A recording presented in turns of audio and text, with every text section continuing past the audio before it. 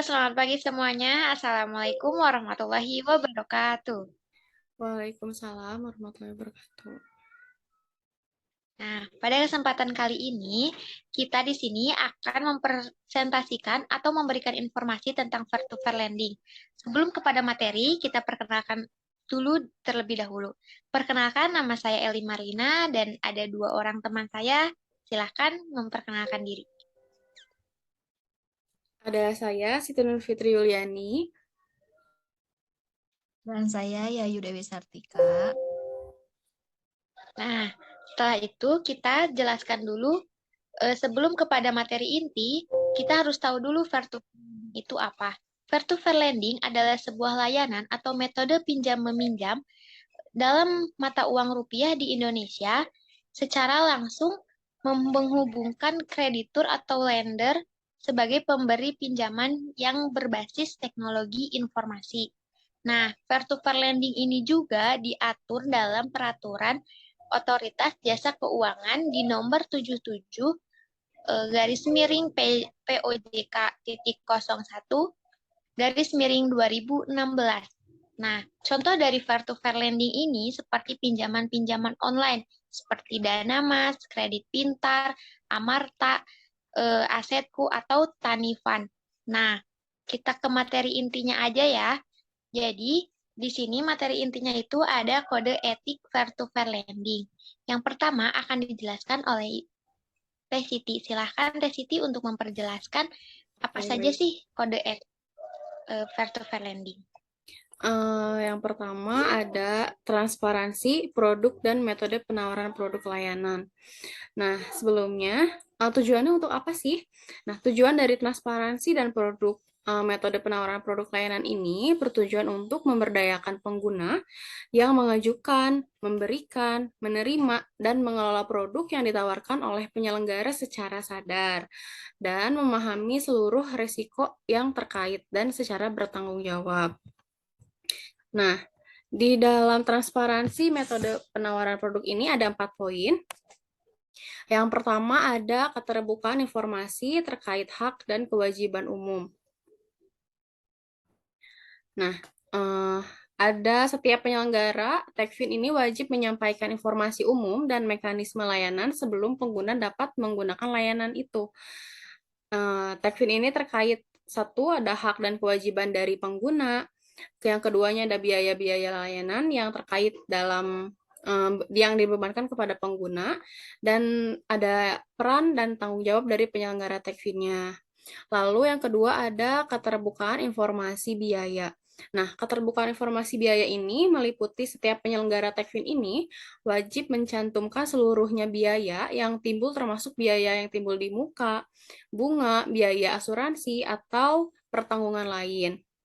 Lalu setiap penyelenggara Techfin ini wajib mencantumkan seluruhnya beban dan biaya administrasi perpajakan yang menjadi beban pengguna. Dan ada setiap Techfin ini wajib mencantumkan biaya-biaya sebagaimana dimaksud di atas di dalam simulasi nominal rupiah untuk mencerminkan beban biaya secara real bagi pengguna.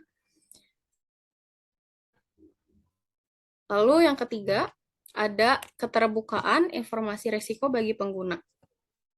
Nah, setiap penyelenggara Techfin ini juga wajib mencantumkan risiko-risiko yang ditanggung penggunanya ya. Setiap penyelenggara Techfin ini memberikan pernyataan di laman situs atau aplikasinya yang seperti bahwa pengguna sudah mengetahui dan menanggung sepenuhnya risiko atas produk teknologi finansial, termasuk risiko kehilangan aset. Lalu pengguna disarankan untuk mempelajari pengetahuan dasar mengenai proses bisnis yang ditawarkan oleh penyelenggara Techfin sebelum menawarkan produk. Lalu ada yang ketiga itu bahwa pengguna sudah mengetahui dan menyetujui biaya layanan yang berlaku. Nah, ketentuan lebih lanjut mengenai tata cara penyajian keterbukaan informasi resiko bagi pengguna akan diatur kemudian di dalam pembaruan berkala pedoman perilaku. Lalu yang ketiga yang keempat, maaf, ada informasi layanan pengaduan. Nah, setiap penyelenggara Tekvin ini wajib mencantumkan nama resmi perusahaan atau nama PT-nya serta alamat kantor sesuai dengan surat keterangan domisili. Alamat kantor operasional, email, dan nomor telepon kantor yang dapat dihubungi untuk pengaduan nasabah. Dan dalam hal ini, bila terjadi perselisihan, serta mencantumkan standar layanan untuk memproses pengaduan. Nah, yang terakhir ada ketentuan lebih lanjut mengenai tata cara penyajian informasi pelayanan pengguna akan diatur kemudian di dalam pembaruan berkala pedoman perilaku. Nah, seperti itu yang bisa saya jelaskan, Bu Eli. Boleh, terima kasih.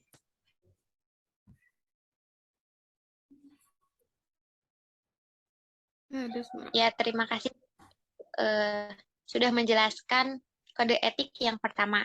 Nah, kode etik yang kedua akan dijelaskan oleh Teh Yayu. Silahkan Teh Yayu untuk menjelaskannya.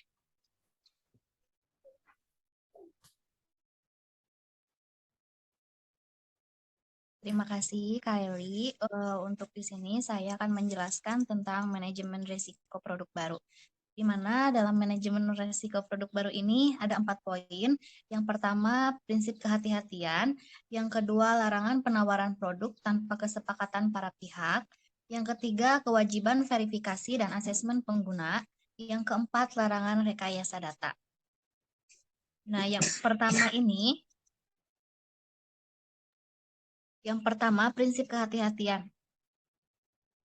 Di mana ada 2 poin di sini. Yang pertama, penyelenggara teknik wajib menerapkan prinsip kehati-hatian sebelum meluncurkan produk teknologi finansial baru, khususnya yang belum diatur secara spesifik oleh otoritas terkait.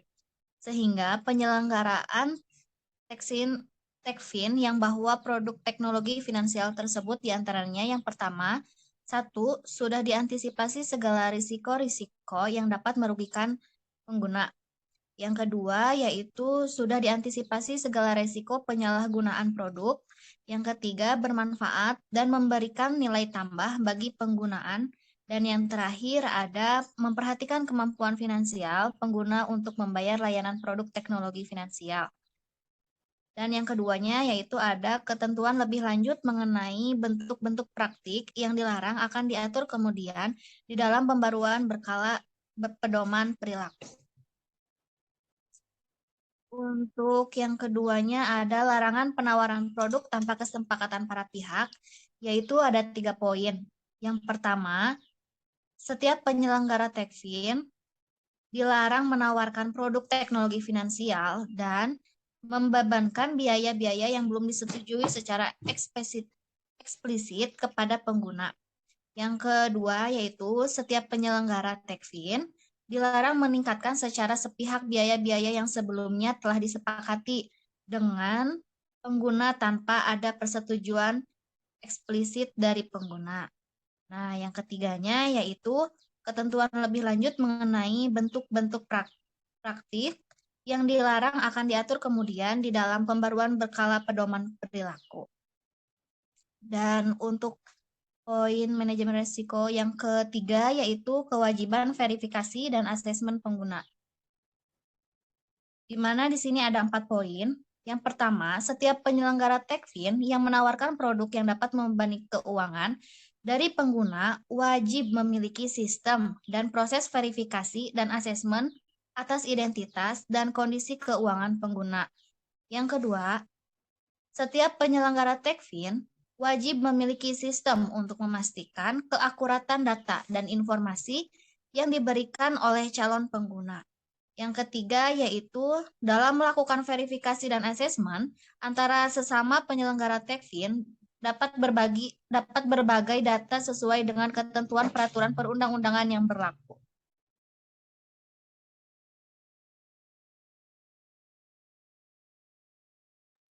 Yang keempat yaitu ketentuan lebih lanjut mengenai data cara verifikasi dan asesmen, standarisasi prosedur untuk memastikan keakuratan dan informasi, serta metode berbagi data akan diatur kemudian di dalam pembaruan berkala pedoman perilaku. Dan manajemen risiko baru, produk baru yang terakhir yaitu larangan rekayasa data.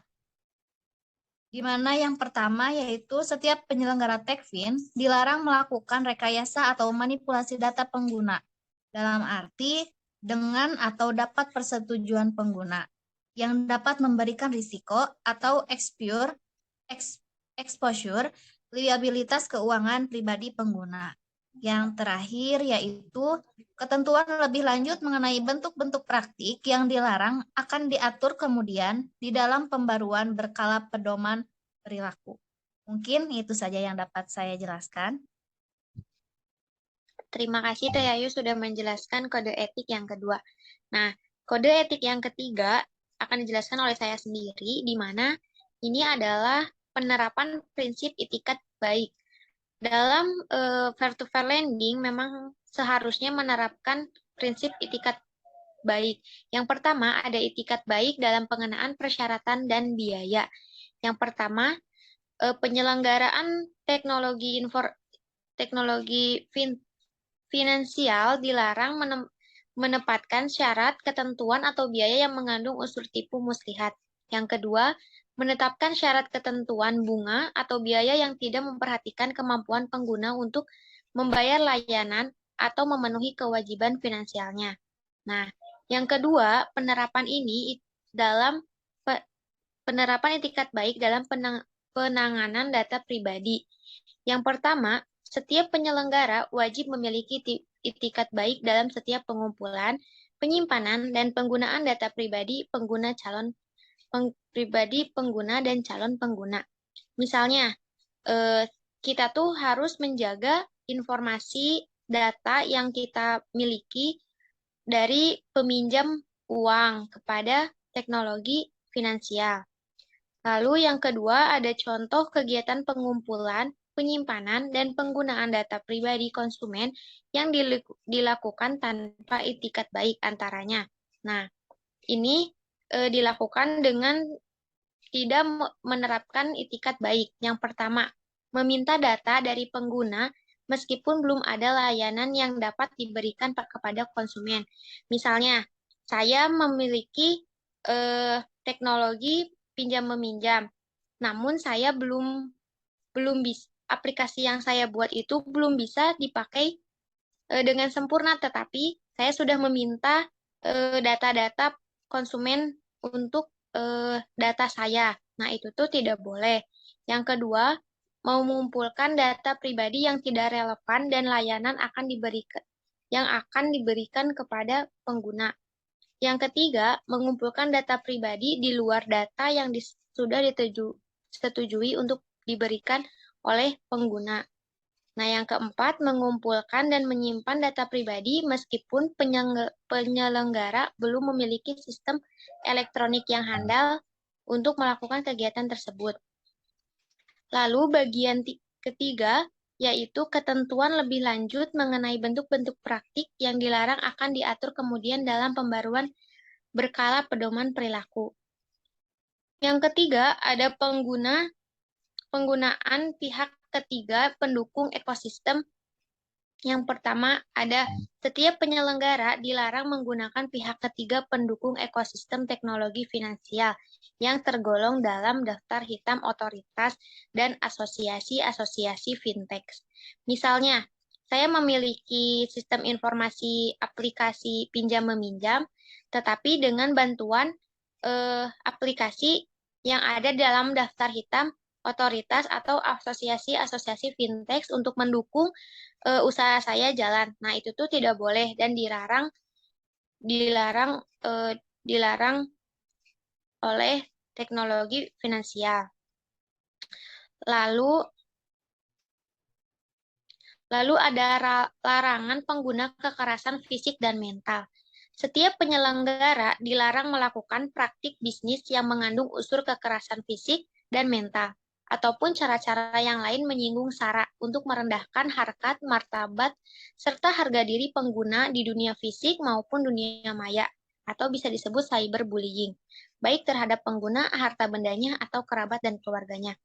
Contohnya, seperti yang ada di tahun 2022, pinjaman online ini menjadi tren masyarakat Indonesia, sehingga banyak sekali laporan kepada kepolisian tentang mengenai pinjaman online ini. Seperti kalau misalnya telat bayar, data kita tuh akan disebar ke kontak kontak kita, kerabat kita, atau keluarga kita. Lalu akan dicaci maki dengan menagihnya itu dengan cara mencaci maki. Padahal sudah jelas dalam pedoman perilaku kode etik peer-to-peer lending itu tuh dilarang. Nah, yang kedua, yang kelima, itu ada kewajiban untuk mendukung program literasi dan inklusi keuangan. Nah, setiap penyelenggara wajib memiliki dan melaksanakan program-program yang mendukung agenda literasi dan inklusi keuangan nasional. Agenda literasi di sini itu adalah kita harus bisa membaca situasi keuangan yang terjadi di masa itu. Dan yang kedua, pelaksanaan program-program sebagai tersebut di atas dapat dilaksanakan secara bersamaan dan penyelenggara teknologi finansial lain di bawah koordinasi asosiasi maupun inisiatif bersama dengan otoritas. Nah, mungkin kode etik yang bisa kami sampaikan hanya sampai 3. Lalu ada pula sanksi-sanksi yang akan diberikan kepada penyelenggara yang melanggar kode etik tersebut. Penyelenggara yang tidak mematuhi ketentuan dalam pedoman perilaku akan dikenakan sanksi sebagaimana diatur oleh asosiasi-asosiasi fintech. Mungkin jadi kesimpulannya, setiap penyelenggara harus memiliki kode etik karena dengan kode etik akan berjalan dengan baik dan tidak saling menjatuhkan antara peminjam dan pemberi pinjaman. Mungkin penjelasan dari kami cukup sekian. Mohon maaf bila ada kesalahan atau kekurangan informasinya. Saya tutup. Assalamualaikum warahmatullahi wabarakatuh. Waalaikumsalam warahmatullahi wabarakatuh. Ya, makasih teman-teman. Dadah. Bu Siti nanti tolong editin.